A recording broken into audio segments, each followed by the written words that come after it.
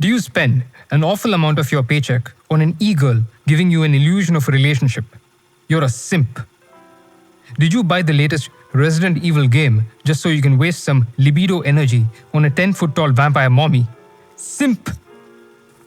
Are you a wealthy man in medieval China who thirsts for a vagabond girl who isn't who she seems and your trad wife has to pick up the pieces?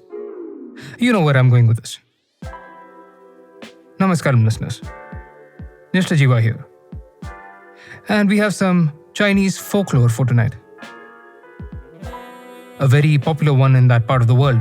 It even has a film franchise after it. But I'm a fan of the original story. A cautionary tale about deceiving facades and attractions that are literally and metaphorically skin deep. Songling presents to you The Painted Skin.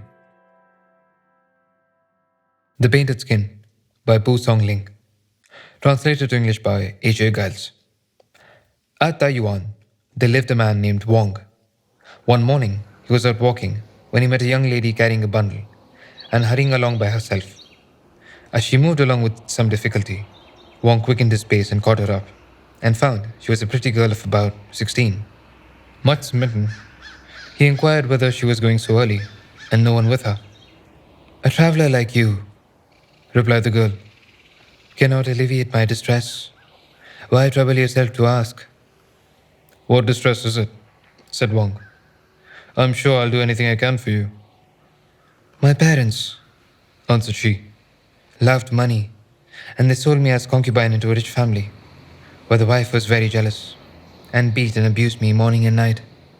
It was more than I could stand, so I've run away." Wang asked her where she was going, to which she replied that her runaway had no fixed place of abode. "My house," said Wang, "is at no great distance. What do you say to coming there?" She joyfully acquiesced, and Wang, taking up her bundle, led the way to his house. Finding no one there, she asked Wang where his family were, to which he replied that was only the library. "And a very nice place too," said she. "But if you are kind enough to wish to save my life, you mustn't let it be known that I am here." Wang promised that he would not divulge her secret, and so she remained there for some days without anyone knowing about it. He then told his wife, and she, fearing the girl might belong to some influential family, advised him to send her away. This, however, he would not consent to do.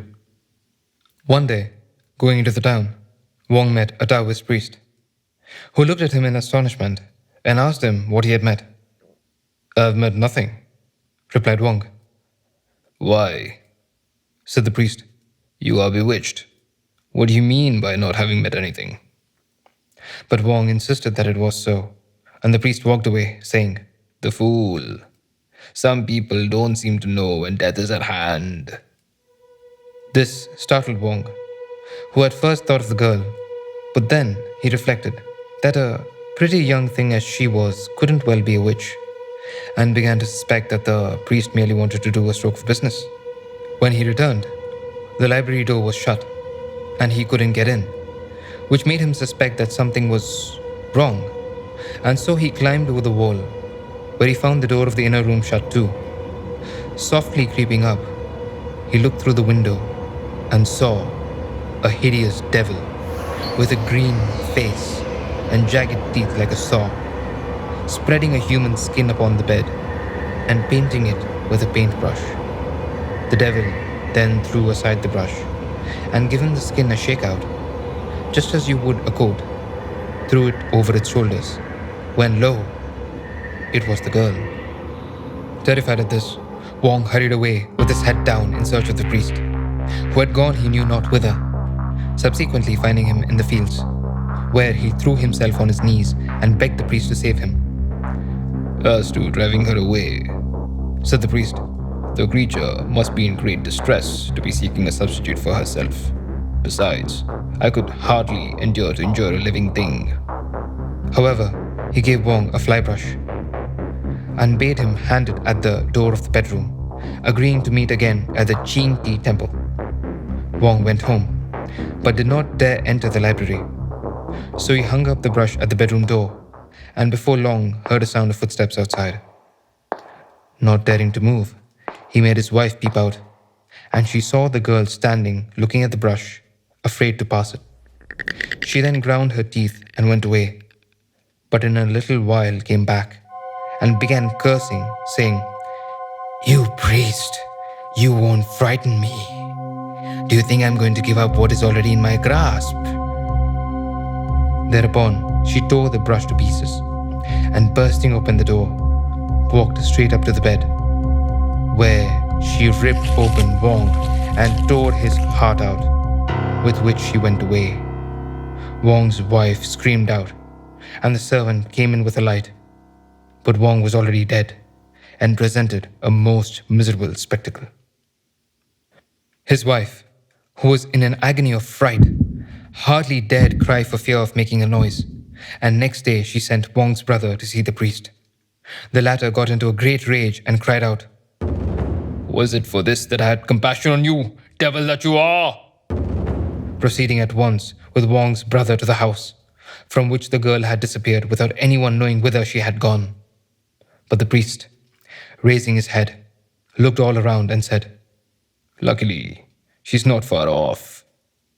He then asked who lived in the apartments on the south side, to which Wang's brother replied that he did. Whereupon the priest declared that there she would be found. Wang's brother was horribly frightened and said he did not think so, and then the priest asked him if any stranger had been to the house. To this he answered that he had been out to the Chinti temple and couldn't possibly say, but he went off to inquire, and in a little while came back and reported that an old woman had sought service with them as a maid of all work and had been engaged by his wife. "That is she," said the priest, as Wang's brother added she was still there, and they all set out to go to the house together. Then the priest took his wooden sword and, standing in the middle of the courtyard, shouted out, "Base born fiend, give me back my fly brush!" Meanwhile, the new maid of all work was in a great state of alarm and tried to get away by the door, but the priest struck her and down she fell flat, the human skin dropping off, and she became a hideous devil. There she lay grunting like a pig until the priest grasped his wooden sword and struck off her head. She then became a dense column of smoke curling up from the ground when the priest took an uncorked gourd and threw it right into the midst of the smoke. A sucking noise was heard, and the whole column was drawn into the gourd, after which the priest cocked it up closely and put it in his pouch. The skin, too, which was complete even to the eyebrows, eyes, hands, and feet, he also rolled up as if it had been a scroll, and was on the point of leaving with it when Wang's wife stopped him, and with tears entreated him to bring her husband to life. The priest said he was unable to do that, but Wang's wife flung herself at his feet, and with loud lamentations implored his assistance. For some time he remained immersed in thought, and then replied, "My power is not equal to what you ask. I myself cannot raise the dead, but I will direct you to someone who can, and if you apply to him properly, you will succeed." Wang's wife then asked the priest who it was, to which he replied, "There is a maniac in the town who passes his time groveling in the dirt. Go prostrate yourself before him and beg him to help you. If he insults you, show no sign of anger." Wang's brother knew the man to whom he alluded, and accordingly bade the priest adieu and proceeded thither with his sister-in-law. They found the destitute creature raving away by the roadside, so filthy that it was all they could do to go near him. Wang's wife approached him on her knees, at which the maniac leered at her and cried out, "Do you love me, my beauty?" Wang's wife told him what she had come for, but he only laughed and said, "You can get plenty of other husbands. Why raise the dead one to life?" But Wang's wife entreated him to help her, whereupon he observed, "It's very strange. People applied to me to raise their dead as if I was king of the infernal regions." He then gave Wang's wife a thrashing with a staff, which she bore without a murmur, and before a gradually increasing crowd of spectators. After this, He produced a loathsome pill, which he told she must swallow, but here she broke down and was quite unable to do so. However, she did manage it at last, and then the maniac, crying out, "Oh, how you do love me," got up and went away without taking any more notice of her. They followed him into a temple with loud supplications, but he had disappeared, and every effort to find him was unsuccessful. Overcome with rage and shame, Wang's wife went home, where she mourned bitterly over her dead husband, grievously repenting the steps she had taken, and wishing only to die. She then bethought herself of preparing the corpse, near which none of the servants would venture, and set to work to close up the frightful wound of which he died. While thus employed, interrupted from time to time by her sobs, she felt a rising lump in her throat, which by and by came out with a pop and fell straight into the dead man's wound. Looking closely at it, she saw it was a human heart, and then it began as it were to throb, emitting a warm vapor like smoke. Much excited, she at once closed the flesh over it and held the sides of the wound together with all her might. Very soon, however, she got tired, and finding the vapor escaping from the crevices, she tore up a piece of silk and bound it round, at the same time bringing back circulation by rubbing the body and covering it up with clothes. In the night, she removed the coverings and found that breath was coming from the nose. And by next morning, her husband was alive again, though disturbed in mind as if awaking from a dream, and feeling a pain in his heart. Where he had been wounded, there was a cicatrix about as big as a gash, which soon after disappeared.